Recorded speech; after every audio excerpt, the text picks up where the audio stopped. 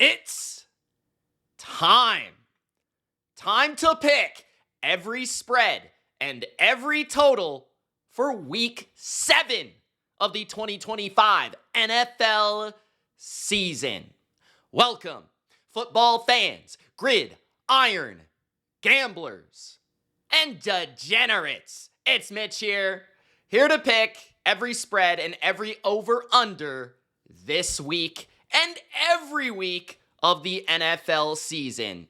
If that sounds good, Gronk, spike the like button. It's free, and it helps the channel, and it helps more football fans just like you and I find this channel and find this video. So I would appreciate it if you like the video and get in the comments and let me know your thoughts on my picks.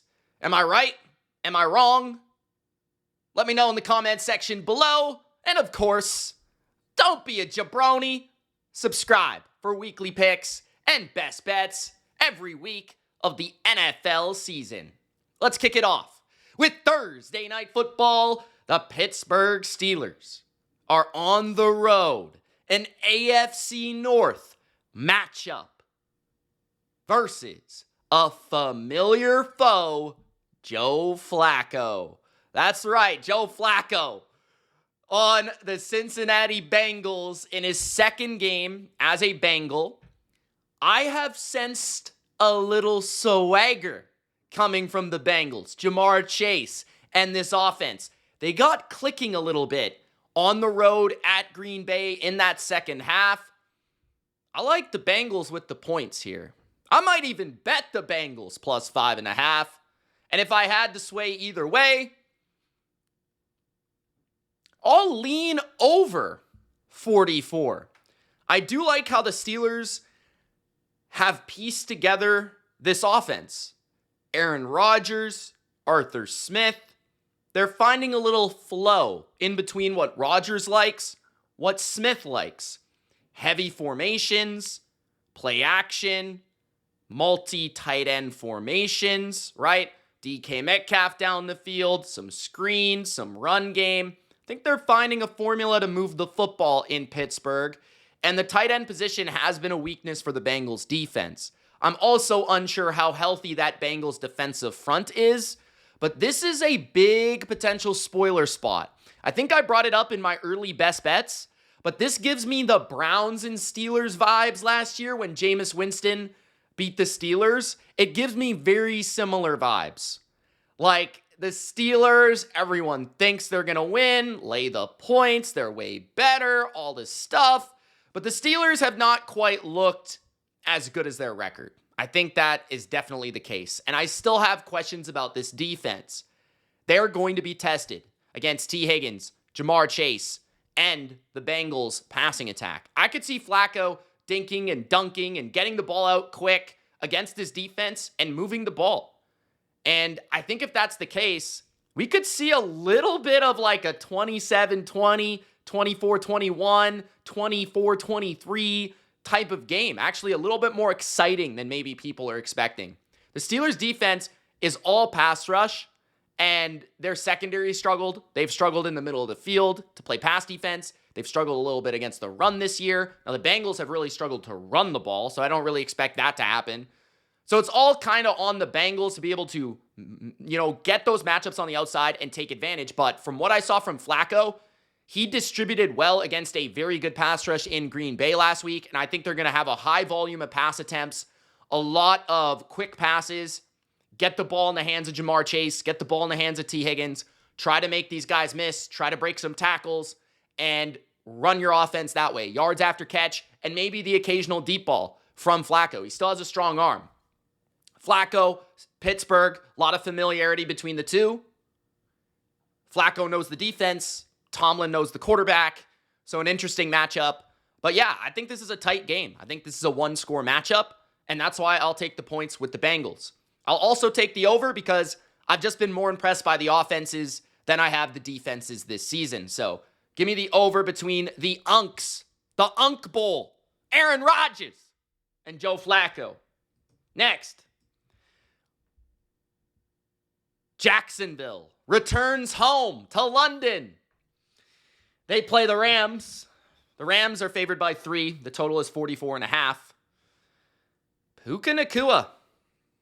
I think he is a little uncertain as of right now here recording on a Wednesday. I'm going to look that up just to confirm because obviously he's a huge factor on whether or not they can win this game.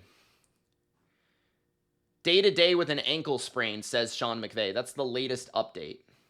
They both didn't practice on Wednesday. Rob Havenstein, the right tackle, who hasn't played in a couple weeks, I feel like.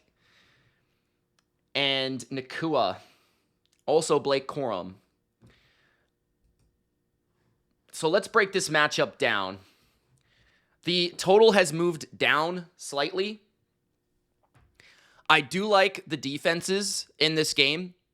The Rams pass rush can give Trevor Lawrence a lot of problems. As we saw against Seattle, Trevor likes to hold the ball and he'll take really bad sacks. And as I've said numerous times on the Bottom Line View or here on Money Mitch, there's not much between the ears in that big noggin of Trevor Lawrence.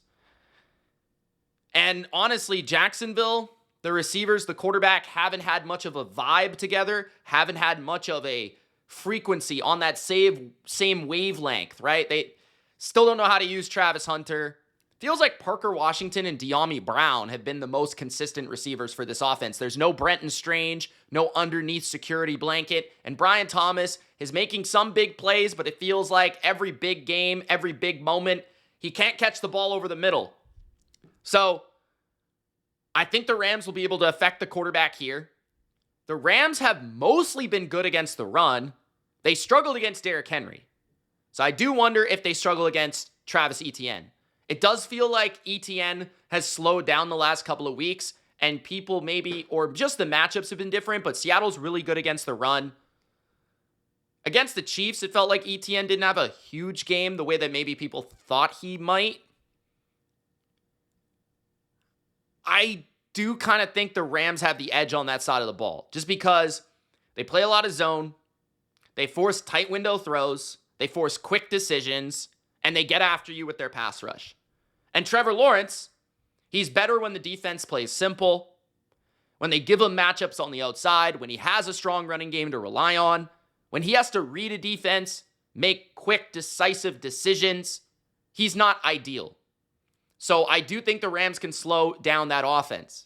On the other side, I do think that Stafford is as good as almost any quarterback right now. But without Puka Nacua, he doesn't have really a go-to guy in the offense. Devontae Adams and Matthew Stafford have not really developed that rapport that you would expect. They've been a little hit and miss together in terms of that efficiency. But Stafford is one of those quarterbacks that can uplift talent.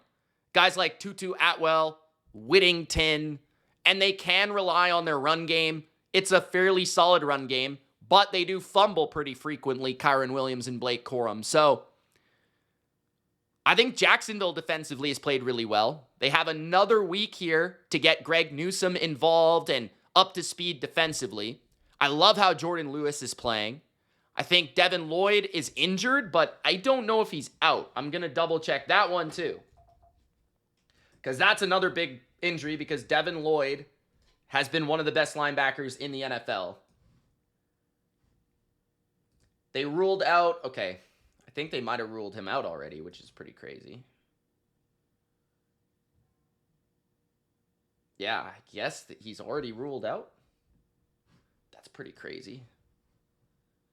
Yeah, that's big. So, no Devin Lloyd. They still have a Lua Khan in the middle. Safeties aren't very good. Their pass rush is good. Trayvon Walker, I still think, is dealing with the club on his hand, though. Josh Hines-Allen is a good player. But without Devin Lloyd, there might be some access to the middle of the field that there wasn't previously against this linebacking core. I'm going to trust the Rams here. I'm going to trust Matthew Stafford. Even if Puka doesn't play, I'm going to lean towards the Rams. I think they're the better team. I think they have the better quarterback. I think that both teams will struggle to run.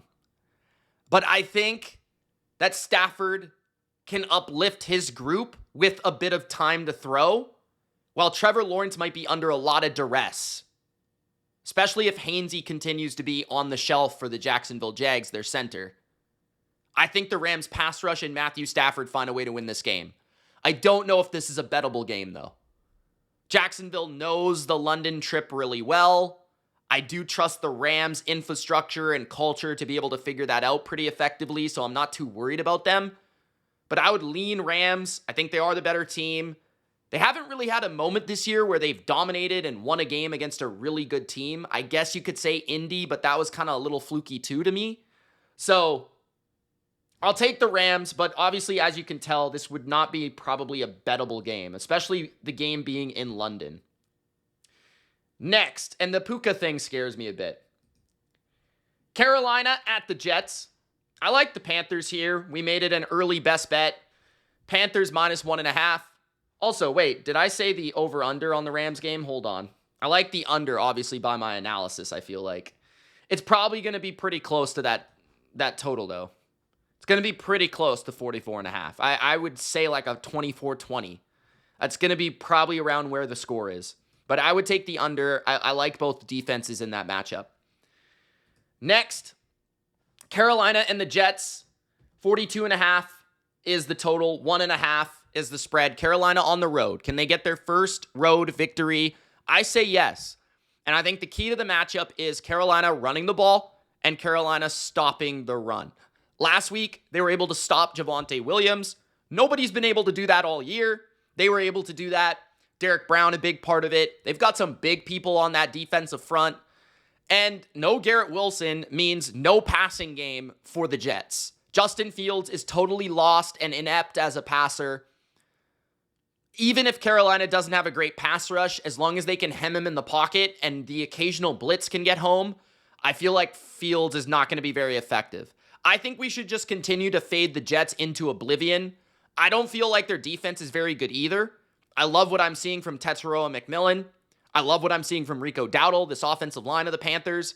And Bryce, I'm not a huge Bryce guy, but he's certainly better than Fields. He is more pinpoint, accurate, on time, on schedule. He can make the dink and dunk plays and move the football down the field and occasionally scramble too.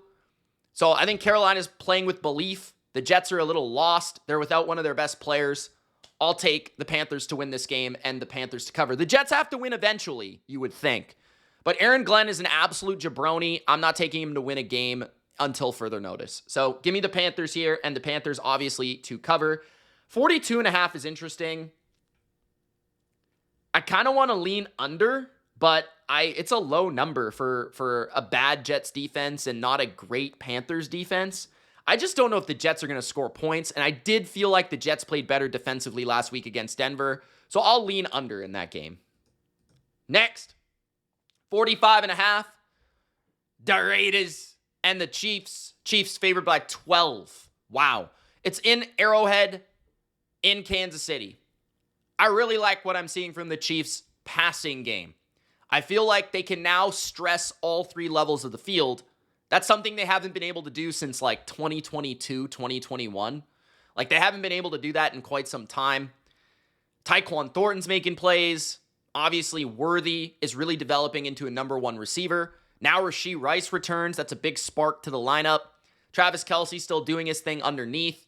The running backs still stink, both in the run game and the pass game. But Andy Reid is feeling himself. The offensive line's playing well, and Pat is making the right decisions with the football. So the offense gives them a viability. That's the right word, I think, to be able to actually cover a spread this large. Because the Raiders have played the Chiefs close in recent years, but this is a Pete Carroll Raiders team, a Chip Kelly Raiders team, so it's a different Raiders team. There is similar personnel, and there is a bit of an edge in these matchups when it comes to the Raiders playing the Chiefs, but it feels like a totally different Raiders team than the ones that we saw go toe-to-toe with the Raiders. It does feel that way.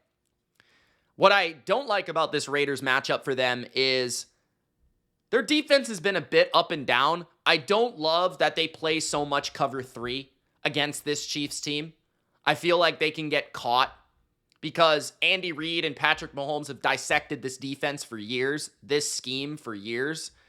And if the Chiefs can connect on some of those vertical shots, they're going to be able to, I think, get some big explosives against this team. The Raiders' pass rush is mediocre. Their run defense is strong, but the Chiefs don't run the ball. So I kind of feel like the Chiefs' strength lines up with the Raiders' defensive weakness, which is their pass coverage. And then on the other side, the Raiders can't run the ball, so there's no real balance. The Raiders' offensive line is a disaster. You're playing Chris Jones and Steve Spagnuolo, George Karlaftis, the creative blitz scheme of the Chiefs. I could see this defense really, really getting after Geno Smith, forcing some big mistakes. And the receiving core without Brock Bowers really does not allow much separation or a lot of big plays. Jacoby Myers is barely even getting involved, and he'll probably be traded. So I kind of feel like this is a Chiefs win and cover. I honestly feel like the Raiders have been blown out by good teams this year. Outside of week 1, really, against the Patriots, where it was week 1, so that doesn't really count. But the Colts handled them well. I think the Chiefs will do the same thing at home. I think the Chiefs are making statements here. The last couple of weeks, they've played a lot better on offense, and I think they finally have the explosiveness to cover a number this large. I think they do. I think they win like 31-17. Total is 45.5. I'll take the over just because I think the Chiefs can score 30-plus points here. So I'll take the over. Next, Eagles at the Vikings. Philly -2 in Minnesota. Total is 43.5. I'll take the under. I'll take Minnesota to win this game. I am completely off the Eagles. I have eliminated the Eagles from the playoffs already. On my channel, The Bottom Line View, I already went through all the problems the Eagles have. Guys, I'll do it for you here because this is a separate channel. This is Money Mitch. If you guys aren't aware, I do have 2 channels. This is my second channel that I just started. My other channel has been around for a while. It covers the entire NFL. It's not a betting channel. This is a betting channel. But the Eagles, to put it simply, are 22nd in points per drive on offense and 23rd in points per drive defensively. They are a below average football team. They have been outgained in every game they have played this season. Those are facts. The Vikings have had a bye week to prepare for the Eagles. The Eagles, in order to win this game, are going to have to find a way to run the ball. Now, they have had 10 days to prepare for this game, 10 days for Saquon to get rested, and for the Eagles to get healthy. I actually want to check the Eagles' injury report. But their defense in the secondary, big problems. I don't think they'll be able to cover, the weapons of the Vikings. Between Jefferson, Addison, Hawkinson, these guys, Naylor even, these guys can create separation and get open. I don't even know if it's Carson Wentz or J.J. McCarthy. I'm assuming it's Carson Wentz in a potential revenge game. The good thing here with Carson Wentz is it's in Minnesota, in the comfort of their dome. Even with the offensive line insecurity for the Vikings, the Eagles' pass rush has been bad. Jalen Carter might be back for this game, but Nolan Smith is still out. Zadarius Smith just retired. And the Eagles' pass rush is just not good. And so I feel like Kevin O'Connell can find a way to find some balance running the ball, keep Carson Wentz, secure behind that offensive line, play action, and strike down the field and find those mismatches and find those insecurities of Vic Fangio's scheme. Pick on Kelly Ringo, pick on Adoree Jackson, pick on, Makuba, the clear weaknesses that you can go after in that secondary of the Eagles. I think the Vikings will do that.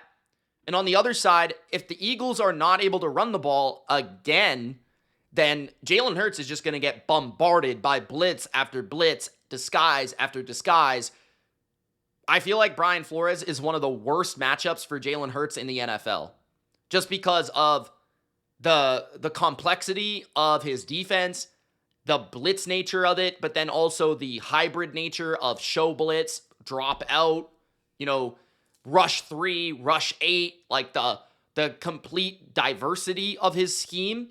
It's very Todd Bowles-esque, and Hurts also kind of struggles against Todd Bowles. And Yeah, I mean, I could see the Eagles running the ball here, and that could open some things up for them. And they do have matchups on the outside, potentially they could take advantage of. But it doesn't feel like Jalen Hurts is in sync with his receivers. Devontae Smith, A.J. Brown. I wouldn't be surprised if one of them got traded. And they're just entirely too simplistic for a coaching staff like the Vikings. So I'm going to take Minnesota at home here. Maybe this is a trap. I would advise not betting this game. If anything, maybe you tease the Vikings or something like that. I will take the under 43.5. I don't have enough trust in Carson Wentz or this Vikings offense to really put up a ton of points. And the Eagles offense is broken, and they run like 6 plays. So I think this is an under, but I probably won't bet this game because I want to be absolutely certain that I am right about the Eagles. But the Vikings, in some ways, are a bad matchup for the Eagles. In some ways, are a get-right spot for the Eagles. Right? If the Eagles can run the ball and if the Eagles can affect Carson Wentz, that's a formula to win. But they haven't shown the ability to do that in recent games. So it's kind of a little bit of a tough spot for me. But I will take the Vikings to win at home. Next. Total is 42. The Patriots are laying 7 on the road at the Titans. Preferably, this would be 6.5. But I like New England here to win and to cover.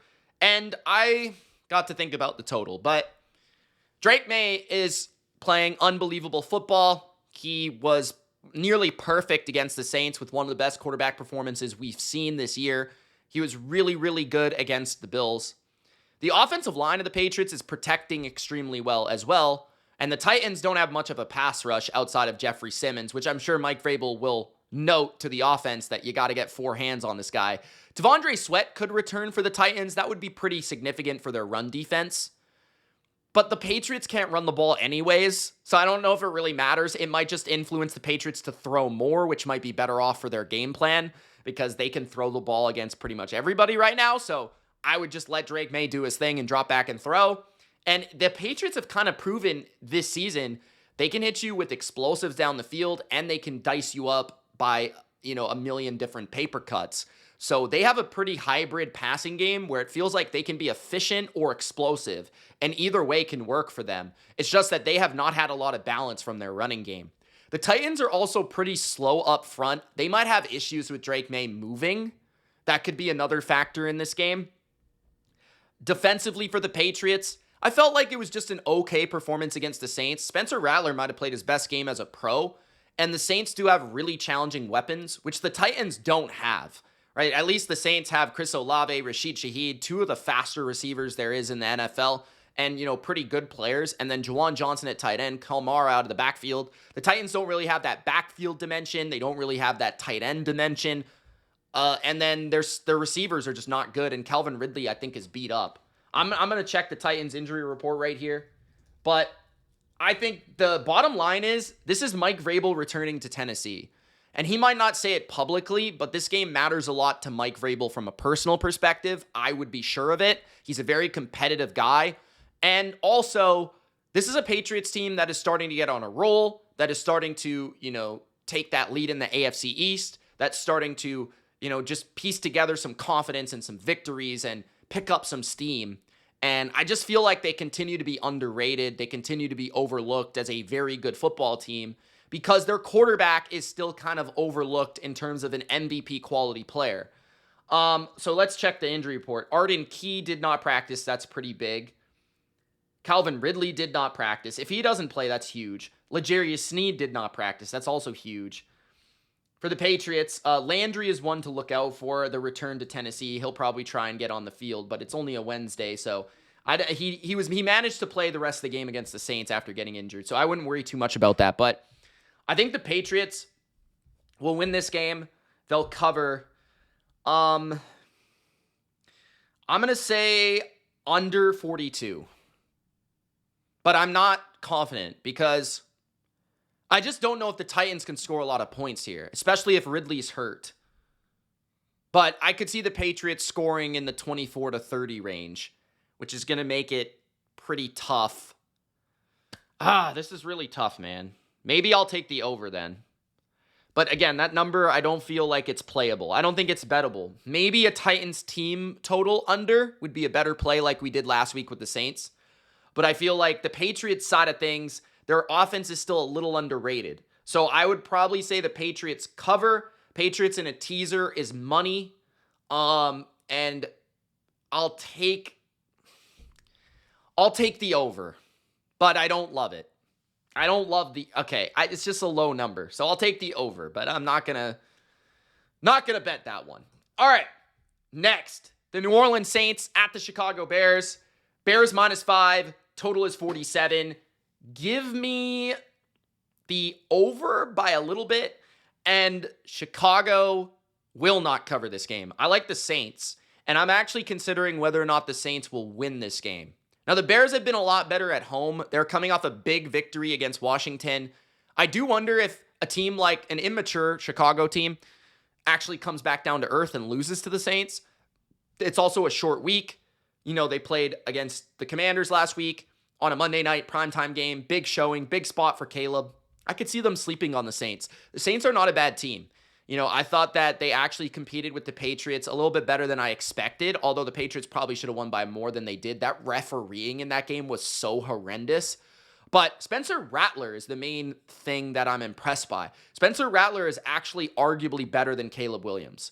That might be crazy, but he is definitely more accurate. He's definitely more decisive. He's definitely more consistent. Caleb is more explosive. Caleb is more athletic. But I don't know if that makes him better.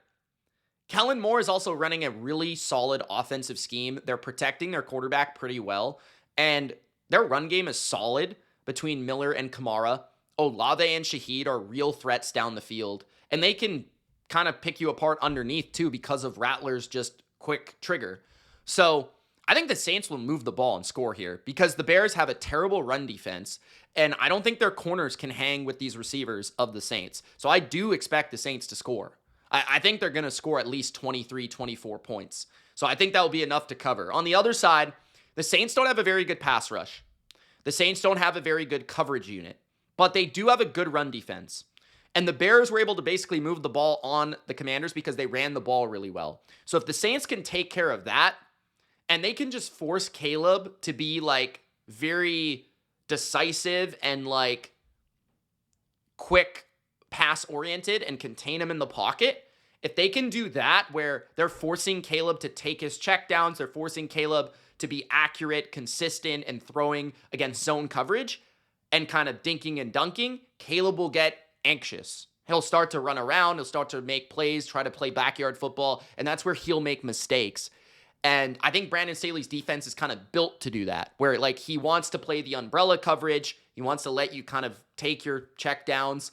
Against the Patriots, they were able to create some explosives, but Caleb can't throw the ball deep the way that Drake May can. And I kind of feel like Ben Johnson's going to find some ways to get some big explosives, probably. But at the same time, I don't think Caleb is going to be as good as Drake at deciphering and making these quick, accurate throws against the New Orleans secondary. So I actually think the Saints might win. I'm going to go for it. I'll take the Saints outright to win this game. Give me the +5. This probably will be a best bet. And I will take the over 47. Next, total is 40.5. Cleveland -2.5. In Cleveland, it's just weird to see Cleveland as a favorite against anybody. Miami, Cleveland, 40.5. It's hard to take an over in any Cleveland game. But Miami is an over team. There's no doubt about it. But it is in Cleveland, which means it's an under. So I'm going to take the under 40.5 because the game's in Cleveland. I don't know what the weather's going to be like, but if it is raining, then Cleveland's going to win this game. Because Tua can't handle that. I mean, he can't. He's terrible. If it's raining or if it's slick or if it's windy, give me the Browns 100%. Right? I don't think the Dolphins will be able to run the ball on the Browns. I think the Dolphins will have trouble blocking the Browns. That being said, the Dolphins, their passing game is oriented towards we don't need to block you. We get the ball out so fast. But do the Dolphins have the weapons to beat this secondary of the Browns? Waddle against Ward will be a great matchup to watch. Waller's kind of been up and down. Maybe that's a matchup that they could take advantage of. I don't know. This is really tough. This is Dylan Gabriel versus Tua. Miami has struggled against the run, and the Browns can run the ball. The Browns have been good at home, and the Browns have the much better defense. The Dolphins are falling apart as a team, and Dylan Gabriel is going to win a game in the NFL. I'm going to take the Browns. I'm going to take the Browns to win, the Browns to cover. I'll take the under 40.5. I won't be betting this game. Next, the Giants and the Broncos. Denver -7, total is 40. The awkwardness about this spot is that Denver is returning from London after barely playing, any offense at all against the Jets. Now they're playing one of the best pass rushes in football, but they're back at home in Denver, and Jackson Dart has to go back on the road. So far, Dart is undefeated at home, and his only losses come on the road, and they turn the ball over 5 times against the Saints. Now, Denver's the best defense they have played by far, the New York Giants. They have a good secondary, a ferocious pass rush, and they're on pace to break sack records this year. Nick Bonito is unblockable. I do wonder how the Giants are going to be able to deal with that. Now, their offensive line has been a lot better this year than last year or previous years, but Dart has this tendency to kind of try to play backyard football and make plays. I don't think against Denver and their edges, they'll be able to do that because they're just so fast. Like, if you try to outrun Nick Bonito or Jonathan Cooper, it's just not going to happen. I don't know who Pat Surtain's going to shadow. There's really nobody to shadow on this team. Little Jordan Humphrey went off last week. We'll see. I mean, on the other side, Denver does have a good pass block unit, and they should be one of the offensive lines that can protect against this New York Giant pass rush. And with time, Bo Nix can make plays, and Sean Payton can, I think, tee up some big plays. Cortland Sutton should be able to win his matchup, and the speed of the Broncos could be able to create some vertical shots. But I don't trust the Broncos at all. They're going to have to be able to run the ball here because the Giants, that's been their susceptibility, is allowing, rushing yards. Can J.K. Dobbins get that going? Something about this game is telling me take Denver to win and cover, but I feel like a lot of people are going to be on the Giants. Because Denver looks so bad on offense against the Jets. And the Jets have not been a good defense. So it's hard to trust Denver with a bigger number here of 7, even if it's at home, because their offenses look so lackluster. But I kind of feel like their defense is going to dominate this game. And I feel like Denver will be able to slow down the pass rush of the Giants, which is going to be the way that they're able to take advantage of the susceptibilities of the Giants defense. So I'm going to trust the Broncos here to win and to cover. I will take the under, though, because I trust the Denver Broncos defense and I don't trust their offense. So give me the under 40 and give me the Broncos to win 23-14. Something like that. Ugly. Next, the Indianapolis Colts at the Los Angeles Chargers. I like the Colts here quite a bit. 48.5. That is tricky. We'll think about that one. But I like the Colts. I want to check the Colts injury report because their secondary has been decimated lately, and that is the only real issue I have with the bet. Because the Colts secondary did get diced up by Jacoby Brissett and the play-action pass of the Cardinals. Josh Downs has a concussion. That's something to monitor. Charvarius Ward also did not practice. Kenny Moore was limited. That's pretty big. Alec Pierce got a full practice, so Alec Pierce could be back. Let's see. Let's see the depth chart for the Colts secondary. So Ward, Kenny Moore might be back as he was limited. Mekhi Blackman is one of their starting corners right now. Yeah, they have a lot of guys injured. That's tough. Mike Hilton's on IR. It's tough. Ward's got to play this game. But I like the Colts matchup on offense. I just like how they're going to be able to run the ball in this game. I feel like they're a team that if they can run the ball, they can pretty much do anything on offense. And the Chargers have been really susceptible against the run to Miami, giving up big explosives, to Washington, giving up big explosives. And I do feel like the Chargers' ability to run the ball last week allowed them to use a lot of play action, allowed them to protect Herbert. But I'm not sure they'll be able to run the ball as much or as well against the Colts defense.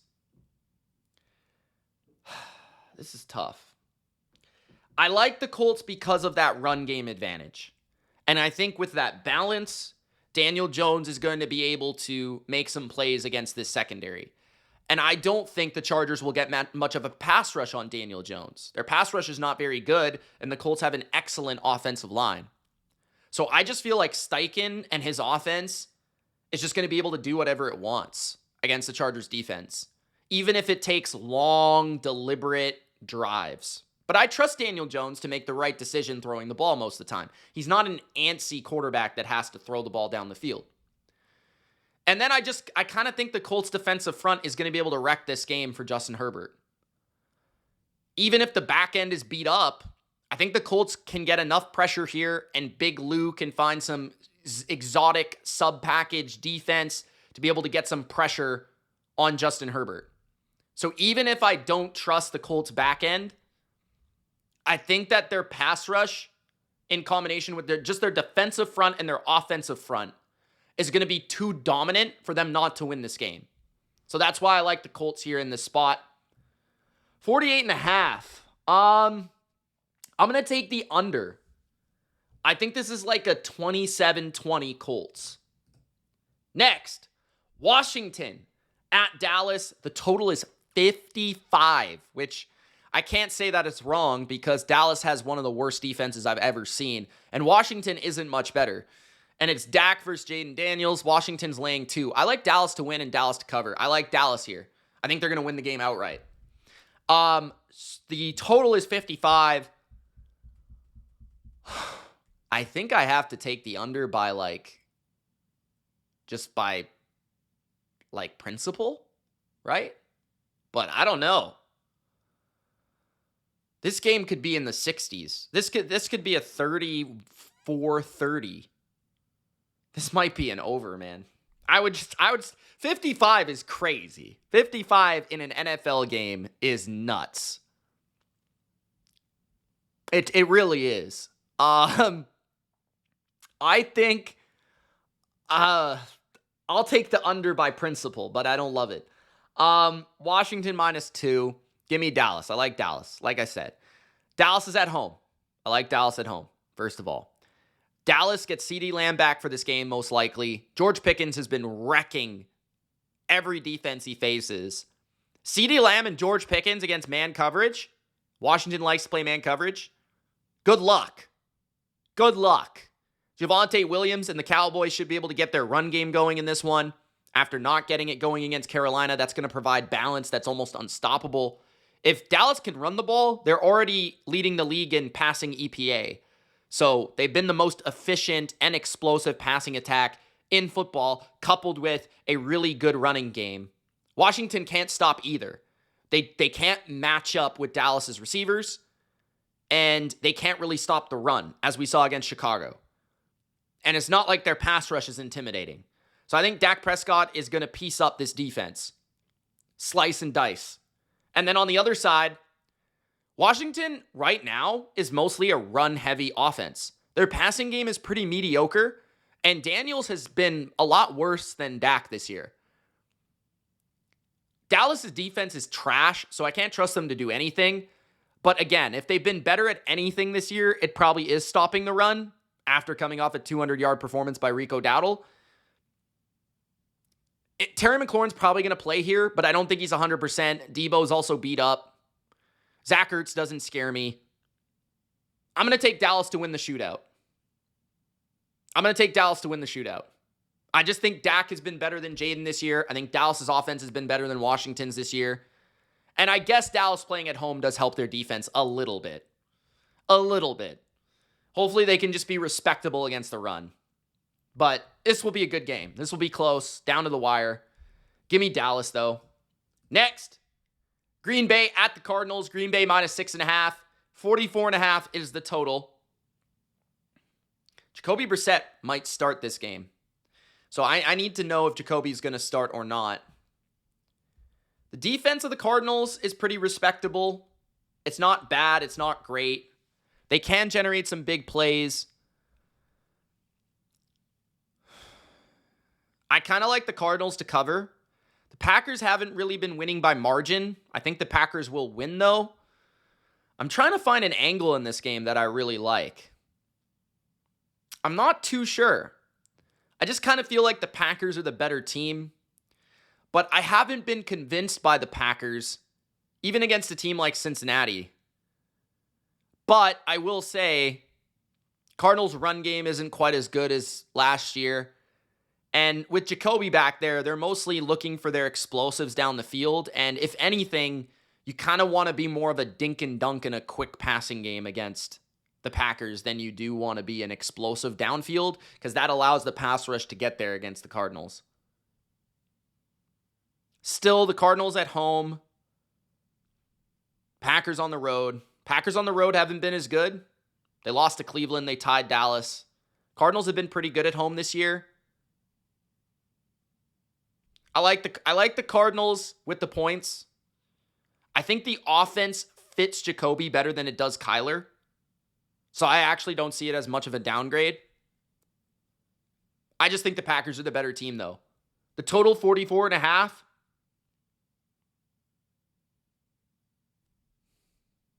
Give me the under 44.5. Next. 47. San Francisco -2. Another game that I need to know the injuries. Brock Purdy, gut feeling, I think that he'll play. Ricky Pearsall doesn't look like he'll play, but it's possible. He didn't practice on Wednesday, but he could on Thursday or Friday. Juwan Jennings probably will play banged up. Kendrick Bourne is playing unbelievable. George Kittle is back, which is a big thing, especially for the Niners' run game. He's also a mismatch weapon. Him and McCaffrey out there changed the game. I'm actually intrigued to see how Kyle uses Tonjes and Kittle, because Tonjes has actually been really good for them at tight end as well. This is probably the toughest offense, even with the injuries, that Atlanta has played this year. I guess Buffalo, but Buffalo's like out of whack, and they had injuries in that game, and they didn't play as well as they could. Kyle is just such a better schemer than what Buffalo has going on, and the Niners are actually leading the NFL in passing yards per game by like 30 or 40 yards. And that's with two different quarterbacks. So yeah, they're a pretty tough team to stop right now. On the other side, though, the Niners defense is very, very, very tough to trust. Can Robert Saleh, after not losing Fred Warner and Nick Bosa in the middle of a game, can he have a better game plan here to throw off Michael Penix? Do we trust the Falcons enough to come off a huge emotional Monday night home win, go on the road on Sunday night, and beat the Niners in their building? I'm not sure I do. Because I feel like, yes, the Falcons should be able to run the ball. And yes, the Falcons should be able to protect Penix. But Penix to me is still shaky and inconsistent.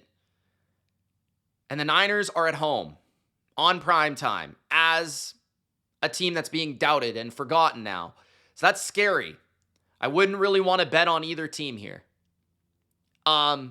If anything, I'm going to take the over 47. I'll take the Niners. I kind of want them to win the game, but I can't advise you to bet the Niners here. And I can't really advise you to bet Atlanta because I don't trust them enough. Maybe I'm totally wrong. Atlanta on paper is the better team based on their stats, based on their offense and defense rankings. But I just don't trust Atlanta. And I also think that the Niners are a much better coached team. And the Niners are at home. So I'll take the Niners. Barely. But I kind of think this will be a fun kind of shootout kind of game. Next, Tampa at Detroit. I think this line is just flat out wrong. I'm going to take Tampa plus 5.5. I will also take the over 52.5.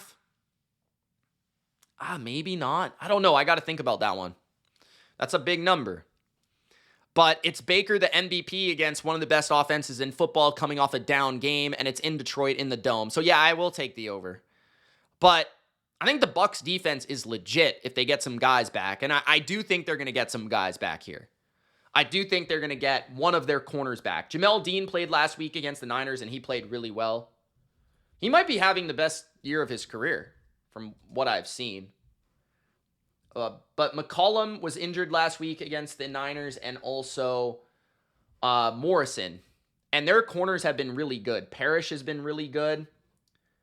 McCollum is questionable. Mike Evans is questionable. Emeka Ibuka is questionable, but he's probably going to miss the game. Bucky Irving's not going to play. I will say if Mike Evans plays, bet this 100%. If the corners for the Bucs play, that's going to allow the Bucs to maybe be a little bit better in terms of stacking the box and blitzing Goff and taking their chances against Goff and doing what Spags was able to do to Goff, which is blitz and get interior pressure and have people at his feet constantly. And the Bucs are very good at that. And the Bucs have a formula that is good against the Lions, right? A fully healthy Bucs team would just be able to pick apart their man coverage in the secondary and be able to stop the run and blitz Goff. And that's a formula for success. But the Bucs are not fully healthy, which makes this game tougher. The Lions could win, but I think the Bucs will cover this game. I'll take the 5.5 no matter what. But I just love how Baker's playing. They have balance on offense. Their scheme is so good. Baker finds a way to make one or two crazy scrambles a game. I believe in their receiving core and the depth of their receiving core, and I do think Mike Evans will find a way to play this game. Defensively, I think they will get their corners back, and I think that will really help them in the pass game. So, I'm not sure who's going to win. I'll say the Lions win by like 3 or something, but I could see the Bucs covering this game. The total 52.5. I'm going to take the over because it's in Detroit in the Dome. But I like the Bucs. And then the final game on Monday night is Seattle minus 3.5. The total is 41. Texans, Seahawks. Under 41. This is two of the best defenses in the league, two of the best defensive coaches in the league, against two teams that I think struggle to play drop back passing game, against two good pass rushes. I still don't trust the Texans offense, and I like the Seahawks offense, but it's too reliant on explosives, and I feel like they sputter during games. Defensively, they're both very strong. Seattle should be getting reinforcements to their secondary here. I think Seattle wins, and I'll lean towards Seattle. Oh, man, this could be a field goal game, though. I think Seattle will win because I trust their offense more than Houston. I trust their ability to block more than Houston, and Houston having to play on the road at Seattle against that pass rush with that offensive line is worrisome, but the Texans are coming off a bye. So they might have more preparation, more time, and the offensive coordinator does come from LA in Houston, so he should have a good familiarity with Mike McDonald. I'll take Houston with the points. I'm hoping for a field goal game. I'll say 20-17. So I'll go Houston plus 3.5, Seattle to win outright, and the under 41. Under 41 is, I think, actionable.